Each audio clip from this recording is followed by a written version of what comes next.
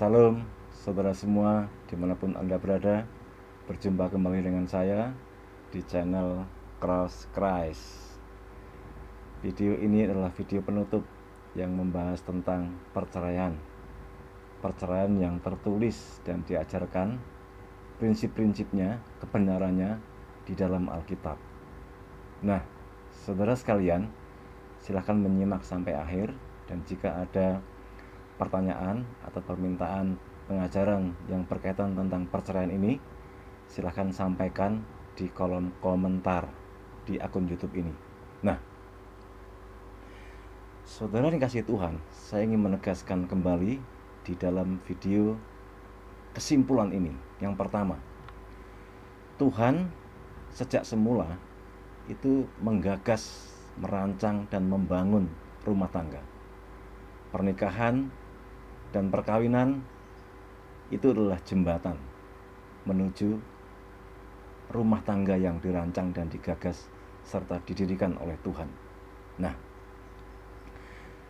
sejak semula Tuhan menetapkan bahwa rumah tangga yang dimulai dari pernikahan atau perkawinan itu sejak semula Tuhan merancang satu Adam dan satu Hawa. Di luar itu bukan pengajaran Kristen. Di luar itu adalah penyimpangan dari ajaran Alkitab, penyimpangan dari prinsip Kristen. Baik pernikahan sejenis, homo, lesbian, baik itu hidup bersama tanpa ikatan dengan orang tua, dengan sesama saudara, dengan binatang, semua penyimpangan itu bukan ajaran Alkitab, walaupun dipraktekkan di dalam lingkungan kekristenan, walaupun terjadi di dalam gereja, tetapi itu adalah ajaran palsu dari kekristenan. Kita harus menolak, kita harus membuang semuanya itu. Nah, saudara dikasihi Tuhan, sejak semula Tuhan merancang pernikahan dan tidak pernah menggagas sebuah perceraian, tetapi merancang pernikahan. Pernikahan yang bahagia, pernikahan yang penuh sukacita di Taman Eden, di mana Tuhan menyiapkan segala sesuatu yang diperlukan rumah tangga yang digagas dan didirikan oleh Tuhan itu, yaitu satu Adam dan satu Hawa. Nah, saudara dikasihi Tuhan, baik pernikahan sejenis, penyimpangan seksual dengan binatang, dengan sesama saudara, dengan orang tua, incest dan sebagainya, itu adalah dibenci oleh Tuhan. Itu adalah langkah memusuhi Tuhan. Pernikahan Kristen seyogyanya adalah pernikahan yang murni atas dasar cinta, bukan keputusan atas dasar keterpaksaan saja, dan bukan tindakan manipulatif. Semua pihak maka perlu menggunakan dan meminjam mata yang sehat dan akal budi yang lurus. Kenapa? Nah, kita sudah mendengar kalimat yang berbunyi cinta itu buta. Maka kita perlu meminjam mata orang yang sehat ketika seseorang itu jatuh cinta. Nah, perlu tindakan-tindakan untuk sebuah niat penyelidikan sebelum memasuki jenjang pernikahan, sebelum memasuki jenjang perkawinan. Itulah alasan mengapa kantor catatan sipil itu menempelkan foto kita kalau kita mau menikah, menempelkan pengumuman beberapa waktu yang cukup menurut peraturan. Itu sebenarnya menghindari gugatan-gugatan yang tidak penting dan tidak perlu dari pihak-pihak terkait tentang pernikahan itu. Nah, pernikahan Kristen juga bukan keputusan coba-coba, bukan keputusan tebak-tebak buah manggis, bukan. Itu adalah keputusan dua insan yang saling mencintai, saling mengasihi, dan dewasa serta bertanggung jawab. Ada orang berkata, hidup di masa lalu sudah nggak penting lagi. Kisah riwayat masa lalu nggak penting. Yang penting itu sekarang, yang penting itu komitmen sekarang, dan seterusnya. Tetapi ingat, Alkitab memberikan contoh gugatan tentang kehidupan di masa lalu. Berarti ini sesuatu yang penting. Nah, ada orang berkata hidup di masa era industri, era revolusi industri yang begitu cepat dan canggih ini, nggak perlu lagi lah memikirkan tentang kesucian, tentang kekudusan hidup, tentang keperawanan, keperjakaan, dan sebagainya. Hati-hati Bapak Ibu ya, hati-hati saudara sekalian. Alkitab mencatat, meliput secara lengkap bahwa ada pihak-pihak yang pernah menggugat kehidupan di masa lalu. Kita harus pertimbangkan kehidupan yang sembrono itu berdampak serius. Kehidupan yang tidak senonoh itu berdampak serius. Dan Alkitab mencatat itu ada hukuman, ada sanksi, bahkan berujung kematian.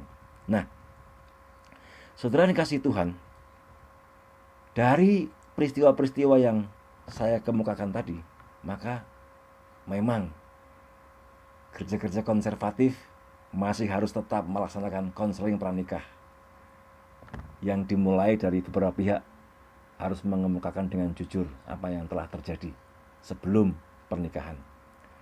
Mungkin perlu juga dari pasangan-pasangan itu, dua belah pihak sejoli yang mau menikah itu untuk melampirkan sertifikat konseling pranikah, sertifikat lulus doktrin, dan lulus yang lain. Alkitab tidak pernah mengajarkan praktek hidup tanpa ikatan.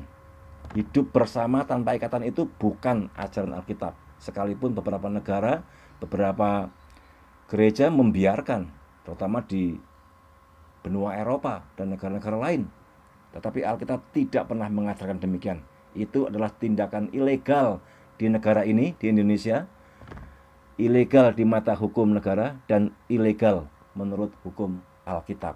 Nah, saudara dikasih Tuhan, kedua belah pihak harus punya bekal kedewasaan dan dipersiapkan untuk siap menghadapi dua masalah besar, yaitu berkat yang besar dan bencana yang besar. Berkat yang besar, uang yang jumlah yang besar, harta benda yang besar, itu bisa menimbulkan malapetaka, sehingga bisa menjadi bencana yang besar. Kita harus menyiap dan persiapkan diri untuk hal itu. Nah, saudara dikasih Tuhan, pacaran dalam waktu yang lama tidak menjamin kelanggengan sebuah pernikahan atau rumah tangga. Namun, kita juga tidak bisa menyepelekan hubungan-hubungan di mana dua belah pihak harus mempersiapkan diri. Semua penting. Jika ada pembimbing, jika ada mentor, jika ada konselor yang mengarahkan supaya keduanya tetap hidup dalam kekudusan dan kesucian. Nah, saudara, bagi saya, pacaran saat anak-anak masih SD dan SMP itu adalah sebuah kebodohan besar. Pacaran SMA sampai awal kuliah, banyak kerugiannya dan sedikit untungnya. Saudara, lalu kapan seseorang harus pacaran? Orang harus pacaran ketika dia mulai mengambil keputusan akan menikah. Bukan hanya untuk berhura-hura tanpa ikatan dan mempermainkan anak orang tanpa tanggung jawab. Itu bukan ajaran Kristen. Pacar adalah calon pasangan hidup, dan pacaran itu mempersiapkan untuk hidup bersama, bukan yang lain. Lihat tradisi Yahudi. Orang bertunangan, orang berpacaran itu persiapan untuk menikah, dan jaraknya hanya 1 tahun. Tunangan atau pacaran yang serius menurut tradisi Yahudi jaraknya hanya 1 tahun. Dan mereka menikah, kecuali ada fakta baru yang ditemukan, yaitu ketidaksenonohan, maka mereka disebut bercerai atau gagal atau putus atau bubar. Nah, saudara, pernikahan, perkawinan, berumah tangga, ini adalah sebuah pemahaman, sebuah keharmonisan, sebuah kesesuaian, ketundukan yang bertanggung jawab dari dan terhadap beribu-ribu bahkan jutaan rangkaian komitmen. Rangkaian, bukan cuma 1-2 janji, bukan hanya 1-2 komitmen, tapi rangkaian berjuta-juta komitmen. Maka kita tidak boleh main-main, kita nggak boleh sembrono, kita nggak boleh gegabah dalam mengambil keputusan. Nah, saudara dikasih Tuhan, komitmen untuk hidup dewasa dan bertanggung jawab bersama dalam ikatan suami istri yang sah. Sah secara gereja dan sah secara negara.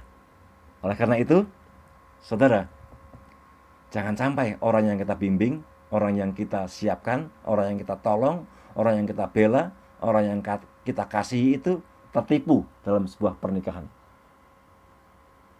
Jangan sampai itu terjadi, saudara. Oleh karena itu, kita perlu menyiapkan segala sesuatu, menyelidiki, mendampingi dengan mata yang sehat dan akal budi yang sehat menurut terang firman Tuhan. Karena pernikahan dan hidup rumah tangga itu dirancang oleh Tuhan, diberkati oleh Tuhan, dan dipimpin menuju kepada kemuliaan Tuhan. Kita tidak boleh main-main dalam hal ini. Saudara kasih Tuhan, semua tentang pernikahan, semua tentang perkawinan, dan semua tentang rumah tangga Kristen, semuanya harus ditinjau menurut terang firman Tuhan.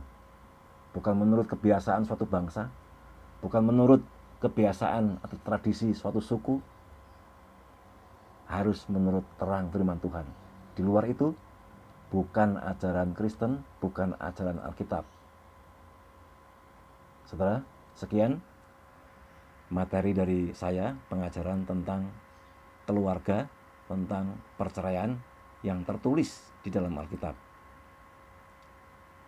Tuhan memberkati saudara dimanapun Anda berada. Salam.